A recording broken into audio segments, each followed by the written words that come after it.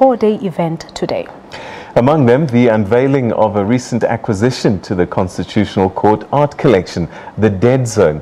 These 41 photographs by Pulitzer Prize winning photographer Greg Marinovich tell a story of human rights violations as well as other stories.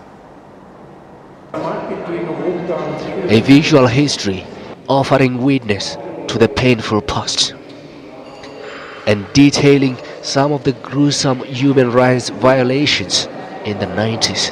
I can't remember how many people had been killed, but Greg Marinovich was behind the lens back then. And this was the funeral of a comrade, and you know, I've got the whole series of pictures. Nothing was happening. There were 3 priests leading the march, and suddenly the cops tear gas people, which was kind of the normal response. It reflects back on our history, back on the apartheid, and it empowers a lot of people and unites us all. But some of these traumatic events are still etched in Joyce Dibale's memories. She has a speech impairment after a prolonged torture in detention in the mid-70s. I had a stroke, but slowly. You know, my brother, John Foster Square, died.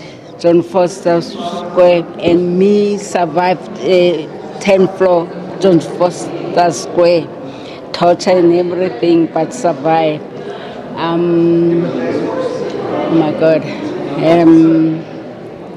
She was shot with 4 bullets, and she was hospitalized, and her brother was thrown out of the John Foster Square from the 10th floor.